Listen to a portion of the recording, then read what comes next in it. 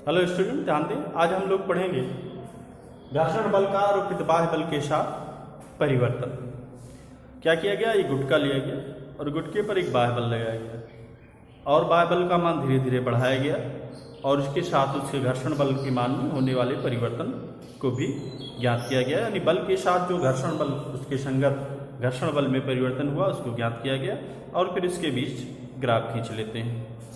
प्रारंभ में देखें तो जो बाह्य बल बढ़ाया जाता है धीरे धीरे घर्षण बल भी बढ़ता जाता है।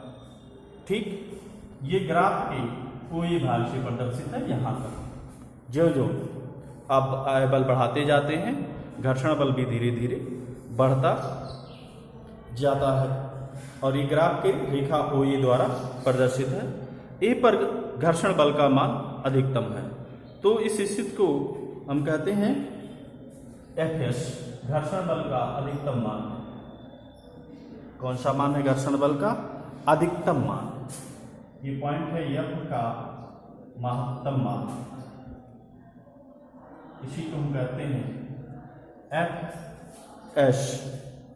ठीक, सीमांत घर्षण बल अधिकतम वैल्यू है कहाँ, किस पॉइंट पर? ए पॉइंट पर। ठीक, इससे ये मान को ज्ञात करने के लिए यहाँ से एक लंब डाल लेते हैं। सपोज कर लें C, तो जो यहाँ से A से C है ये अधिकतम घर्षण बल को प्रदर्शित करता है, सीमांत घर्षण बल को शो करता है। और यहाँ ये वैल्यू FS होगी और FS बराबर इससे मिलेगा आपको μS R के अधिकतम मान है इसका। μS क्या है आप जानते हैं। यहाँ से यहाँ तक बीच के पार्ट में जो बल कार्य करता है उसको हम कहते हैं स्थैतिक घर्षण बल। स्थैतिक घर्षण होता है यानी पिंड क्या होता है, स्थिर होता है। इसलिए O से C को हम क्या कहेंगे, स्थैतिक क्षेत्र कह सकते हैं या स्थैतिक घर्षण के नाम से आप जानते हैं। तो इस बात को आप कह सकते हैं स्थैतिक क्षेत्र। अब जब बाह्य बल का मान और अधिक होता है तो इस सीमांत घर्षण बल यानी उसका अधिकतम मान हो जाता है। अधिकतम मान के पश्चात पिंड गति करना प्रारंभ कर देता है। बल के अधिक होने पर यानी कह सकते हैं पिंड का विच्छेद हो जाता है उसके संपर्क बल से। तो ये पॉइंट है विच्छेद का, यानी इससे आगे जो होगा तो विच्छेद हो जाता है। विच्छेद होने पर होता क्या है कि अधिकतम घर्षण बल है उसका मान धीरे धीरे थोड़ा कम होता है और कम होकर फिर स्थिर हो जाता है। तो यहाँ वैल्यू घर्षण बल की थोड़ी घटेगी और घटकर फिर क्या होगी, धीरे धीरे स्थिर हो जाएगी इस तरह से। ठीक, एक पॉइंट यहाँ और मिलेगा आपको B। यहाँ जो घर्षण बल कार्य करता है वो होता है गतिज घर्षण बल F के बराबर होता है μK/R के, जहाँ μK क्या है, गतिज घर्षण गुणांक है। यानी अब पिंड क्या करता है, गति करता है। गति के दौरान जो बल कार्य करता है उसको गतिज घर्षण बल कहते हैं। आगे का क्षेत्र कहलाएगा आपका गतिज क्षेत्र या गतिज क्षेत्र के नाम से इसको प्रदर्शित कर सकते हैं। तो इस तरह से आपको ग्राफ मिलता है किसके किसके बीच, घर्षण बल का आरोपित बाह्य बल के साथ परिवर्तन का ये ग्राफ मिलता है और आसानी से आप ग्राफ प्लॉट कर सकते हैं। अगला देखते हैं। अगला होता है घर्षण कोण।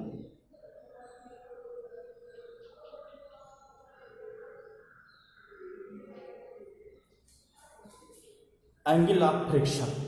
घर्षण कोण क्या है, सीमांत घर्षण की अवस्था में सीमांत घर्षण बल FS तथा अविलंब प्रतिक्रिया R का परिणामी P अविलंब प्रतिक्रिया R के साथ जो कोण बनाता है उसी को हम क्या कहते हैं, घर्षण कोण कहते हैं। फिर से ध्यान दें, सीमांत घर्षण की अवस्था में घर्षण बल FS और अविलंब प्रतिक्रिया R का परिणामी P अविलंब प्रतिक्रिया R के साथ जो कोण बनाता है उसी को हम कहते हैं घर्षण कोण, एंगल ऑफ फ्रिक्शन के नाम से जानते हैं। ध्यान दें कैसे, ये पीछे हमने एक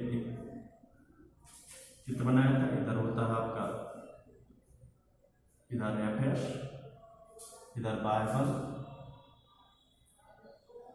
इधर अविलंब प्रतिक्रिया थी R और FS और R का परिणामी है P और R के बीच जो कोण बनता है इसको कहते हैं घर्षण कोण के नाम से हम जानते हैं। तो ये घर्षण कोण है आपका थीटा एस। ऐसे इसलिए क्यों ले गए हैं कि सीमांत घर्षण की स्थिति में। अब यहाँ से यदि थीटा एस की वैल्यू देखें tan के पदों में, तो tan theta S, tan theta बराबर होता है लंब बटे आधार, तो इस कोण के लिए लंब और ये हो गया आधार, ये लंब है तो इसकी वैल्यू एफ एस और ये आधार है तो इसका मान किसके बराबर है, आर की, यानी tan थीटा एस बराबर एफ एस बाई आर की। परंतु अभी पीछे पढ़ा आपने एफ एस बराबर होता है म्यू एस आर, ये मान यहां रख दें, तो इस स्थिति में tan थीटा एस बराबर हो जाएगा mu s r by r, r से आर कैंसिल हो, और यहां से tan थीटा एस बराबर मिल जाएगा किसके, म्यू एस। ठीक इस तरह से आप कह सकते हैं कि जो स्थैतिक घर्षण गुणांक होता है वह घर्षण कोण के टेंजेंट के बराबर होता है, घर्षण कोण की स्पर्शज्या के बराबर होता है। ठीक, यानी स्थैतिक घर्षण गुणांक जो होता है घर्षण कोण की स्पर्शज्या के बराबर होता है।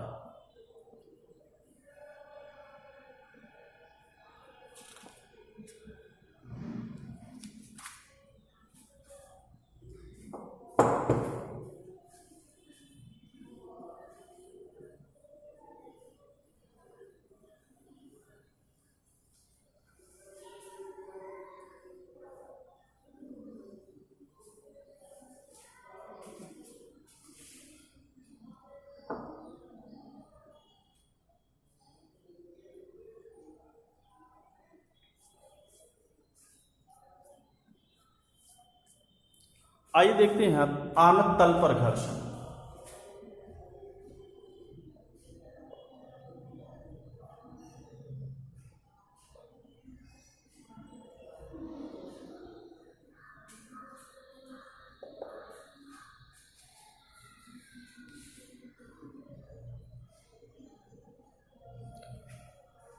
आनत तल पर घर्षण, सपोज कर लेते हैं एक आनत तल है, ये आनत तल है। आनत तल क्या है कि जैसे एक तख्ता लें, एक सिरा उसका ऊंचाई पर रख दें और एक सिरा पृथ्वी जमीन पर, तो ऐसे तल को हम क्या कहते हैं, आनत तल कहते हैं। जिससे यहाँ तिरछा करके रख दिया गया, जैसे सीढ़ी होती है तो सीढ़ियों में वो ज़्यादा लगा होता है, एक देखा होगा तक फिसलने वाला जो तख्ता आता है उस तरह की स्थिति हो तो उसको हम कहते हैं आनत तल कहते हैं।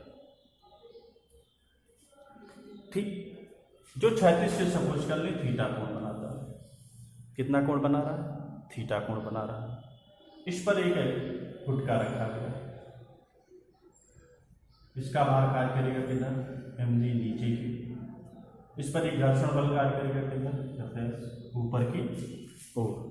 अब इस mg को हम दो घटकों में वियोजित कर सकते हैं, एक तो इस तल के लंबवत घटक और इस तल के अंदिश घटक। लंबवत घटक जो होगा वो होगा mg cos थीटा, ये कोण थीटा इसलिए ये भी थीटा हो जाएगा, और अंदिश घटक होगा mg sin थीटा, इस तरह से।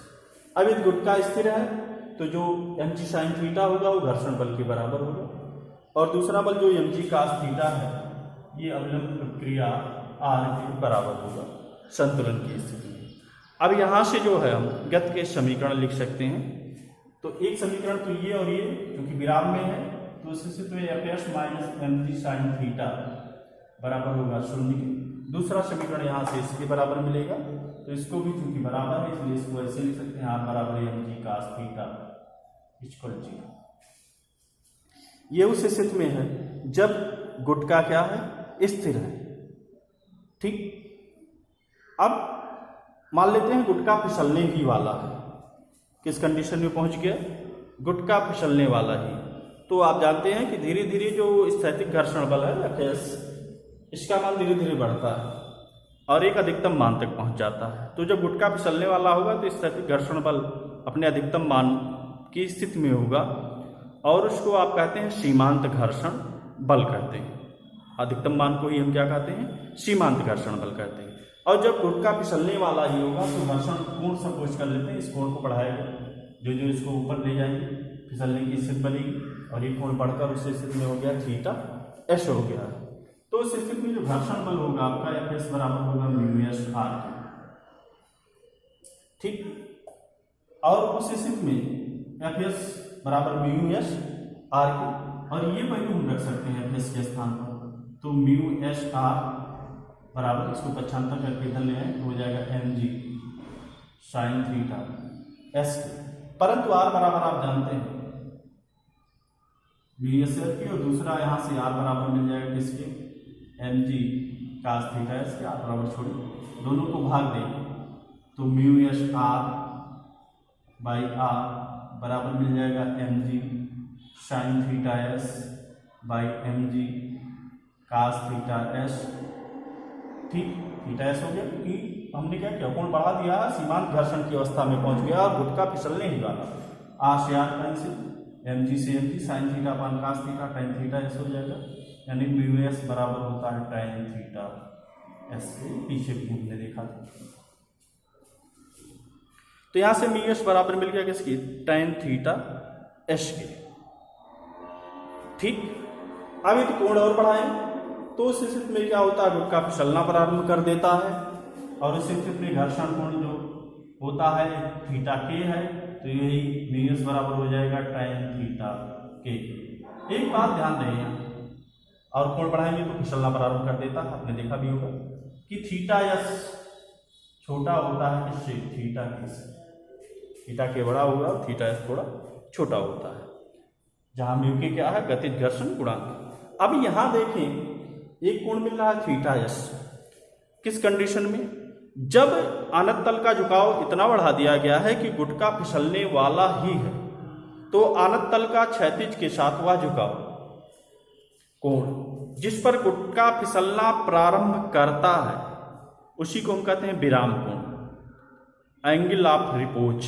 बहुत इंपॉर्टेंट है, ध्यान दें, आनत तल का वह झुकाव जिस पर गुटका फिसलना प्रारंभ करता है विराम कोण कहलाता है।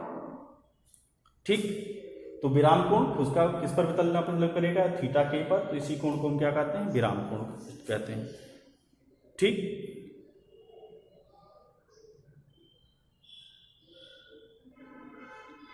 तो जिस पर खुलना क्या करे, फिसलना प्रारंभ करता है विराम कोण कहलाता है। एंगल ऑफ रिपोज अथवा सर्पी कोण कहता है, आप कह सकते हैं इसको, स्लाइडिंग एंगल के नाम से जानते हैं।